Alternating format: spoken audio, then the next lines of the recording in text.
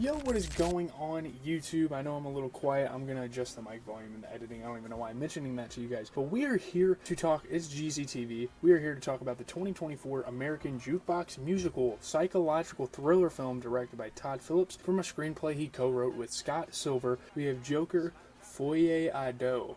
I don't know exactly if that's the correct pronunciation. Let me know if you guys like this studio, by the way. I kind of changed some shit up so I had room back here. It looks great. I was quite scared to check this out in theaters after seeing all the critics lash out over it, and I was on HBO Max watching The Penguin. Check out my episode reviews on that.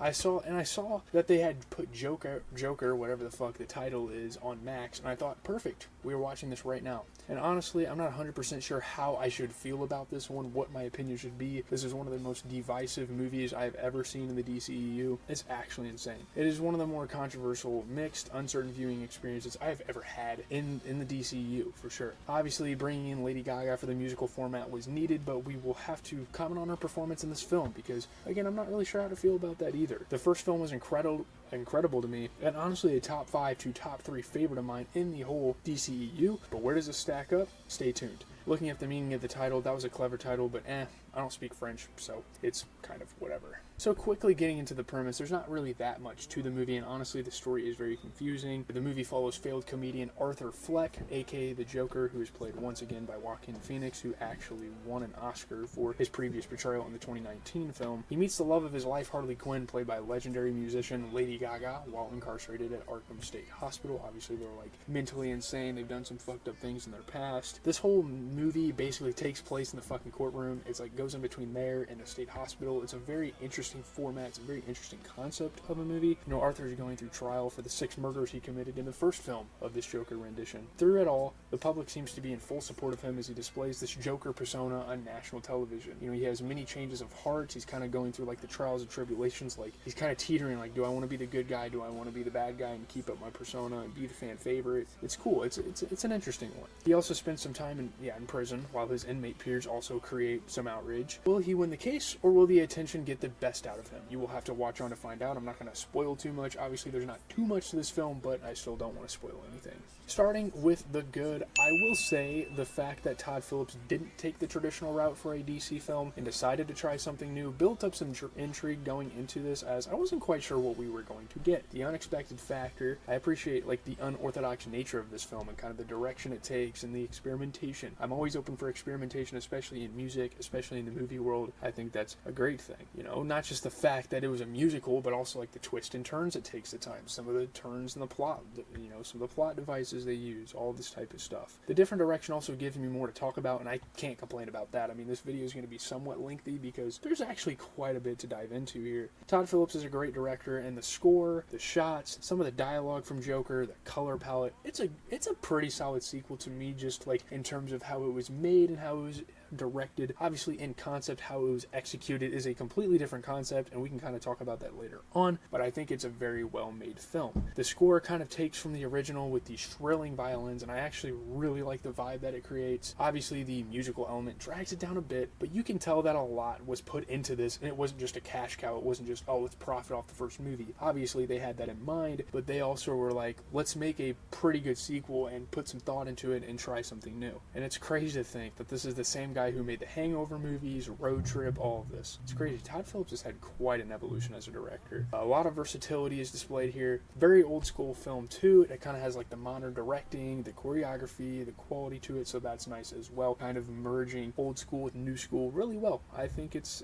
great at doing that. Besides the music too, I liked these dreamy asides that this film has with all the vibrant colors. In theory, like the musical aspects of the film are actually really good. It's just, were they executed very well, and were the musical parts themselves very appealing? Not really. I know I might be biased because I'm not that big of a musical guy, but there you have it. And I think just the contradiction between the dreamy sequences and, you know, going back to reality and having this very dark, dull, bland landscape, I think it's fucking awesome. I won't get into too much details. I don't want this video to be super long, but there are a lot of great techniques, again, with the directing used in this film. I can't stress that enough. I think Todd Phillips did a wonderful job directing this movie. If Todd Phillips didn't direct this film, I'm not sure where I would stand on this movie right now, and I'm not sure where this film would be or what it would be. For what the actor of Gary Puddles was given, man, he was great in that courtroom. Amazing performance, showing like genuine fear. That's one of the better scenes of the entire movie. Lady Gaga shows her musical talent here, so that's fun. And honestly, Joaquin does a decent job at keeping up. And I also forgot that Joaquin Phoenix played Johnny Cash in a movie, so that helped him out, I'm sure. So there's the good. So getting into the bad, I know I said I'm not a huge musical fan, but I actually don't mind them. Like, there are some good musicals that I thoroughly enjoyed out there. The first one that comes to mind is La La Land. That's kind of like a modern musical that I really liked. Some of the West Side Story interpretations were good. Like, I watched some of those when I was younger. You obviously get the success of Hamilton that took the showmanship world by storm, the theater world by storm a few years back. But honestly, the way they executed this as a musical just was not good. Like, I'm just gonna be right out there, straightforward with you guys. The way they executed this musical is not good. The singing just gets in the way. They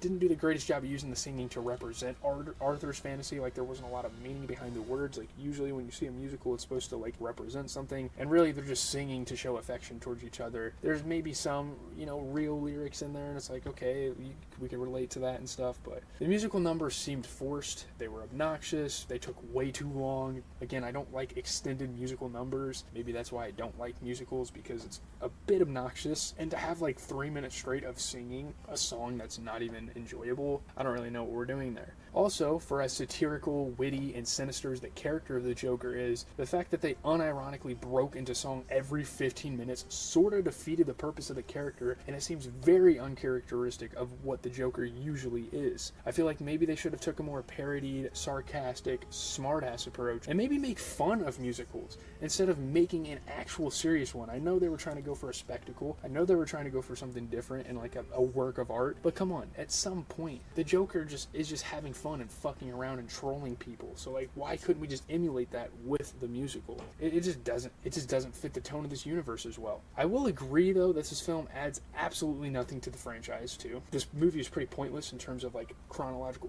order and the storyline of the universe. But the fact that the only thing it added was like murdering 6 people because you have split personalities won't get you anywhere. You're still gonna end up in fucking jail. You're still gonna get punished. Like, what the fuck? Not committing to certain ideas definitely wasn't beneficial for this film. I'm not saying it was terrible, but definitely wasn't beneficial. And I'm not going to say that Harley Quinn was pointless in this film, but Lady Gaga's performance, just a lackluster portrayal, and her role in the film just seemed like such a backhand compared to what we got with Margot Robbie's rendition of this. Margot Robbie was far and above fucking better. When you put these two, you stack them against each other, it's like, holy shit, why is Lady Gaga even in this movie? She didn't seem interested in the Joker, which was a stupid angle. She lied about things for his approval. Again, stupid angle. That's not what Harley Quinn would do. Just a lot of bad decision making by the writers in terms of Harley Quinn. I just don't think they did very good with her character. I don't think Lady Gaga did a great job with like the dialogue. Obviously, she's very new to acting. Hell, like, they rarely even called her by Harley Quinn. I don't know. Also, her character just had no backstory, which a lot of time is needed in a DC film. They failed to do that. Maybe they could have had her become his attorney instead of being a damn spectator. Like, she was literally a fucking side character sitting in the background. They could have did a lot more with her character, seriously. Their relationship is literally like a fucking blind date, like out of nowhere. Hey, Harley Quinn is interested in the Joker. That makes no sense at all. There's also obvious inconsistencies with the logic of this film. That goes hand in hand with a lot of things I've already or will eventually say about this film. I know I'm speaking fast. I don't want this movie and this video to be super long. The whole Joker and Harley Quinn thing made zero sense. Like, you look at the Suicide Squad movie and their origin story was way fucking better than this. Everything about Harley Quinn was better than this, so there you have it. Getting into the okay, I would have liked there to be more like intense action sequences, but I suppose the whole purpose of this portrayal of Joker in this universe of Joker is more social commentary and drama, rebellion, creating a spectacle, through your words and, being clever and witty, rather than being a true villain. Like, he didn't really fuck shit up, he didn't really blow anything up or shoot anyone, he didn't really fight back. Obviously, he was like in a courtroom and I was very limited. They could have did a little more with that, I suppose. I think Joaquin Phoenix did just fine in this movie. I'm quite mixed on him as an actor in this movie. I don't think he did great. He was definitely better in the first film. He still did good, though. It was still an acceptable performance. Still not something I'm gonna, shit on here. The fact that he wasn't super exceptional is why I put this in the okay. He's my second favorite Joker behind Heath Ledger to me, so there's not much to complain about. I mean, he continues what he did in the first film, just not quite as good. The side characters as well did fine. Not too much stand out, obviously, but they did well at being in the background. That was fine to me. The guards, namely, did a decent job at being side characters. I'm not gonna say they were exceptional or, even something to celebrate, but they were pretty decent side characters. and I actually didn't mind this movie being as clueless as it was. Just wanted to put that out there. I know, it doesn't really go in any direction, and there's definitely bad things to say about that, but at the same time, I didn't really mind that either. The first film did a better job at attacking social problems, and that's what made it so good. I get that, but this movie's fine. It's just okay. Let's get into the review. So just general review time, pull up the tier list. I don't think this movie's nearly as bad as people make it out to be. Yes, it's disoriented, a little chaotic, kind of clueless on its purpose, not really sure what it wants to do at times. But perhaps that could also be the beauty of it. The Joker's a very intricate and confusing individual. I think there's kind of both sides of the spectrum here that you kind of have to look at when you're talking about this movie. Sometimes he's not sure what to think and kind of teeters on the sides. Again, like I talked about earlier, do I do the right thing, or do I become a people pleaser and just fucking lash out and say the most wild shit, do the most wild shit, fucking literally clip farm my ass off? What do we do? And I think this film, through its plot and through the writing, really reflects that. That could be a bad thing. Obviously, that's not great for a writer to be like, hey, I don't know what the fuck I'm doing here, but at the same time, it does represent the character quite well. And it's fitting for this movie to not know what the fuck is going on, because the Joker, he doesn't know what to do sometimes. He's a very confused individual. He's very mentally fucked up.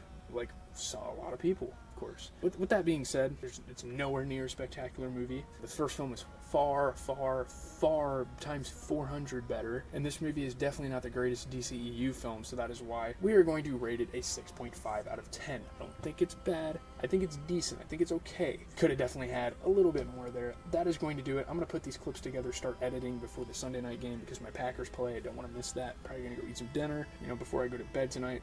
I'll probably just keep working on editing this video. I think this is the only movie review we're going to do this week because we also have to do NFL recaps coming up, so there's that. Hopefully you guys enjoy the video. I'm going to try to edit it and be as swift as possible and make this as good of a video as possible. Just wanted to watch this movie. I saw it on HBO Max and I was like, yeah, we're fucking watching that shit 100%.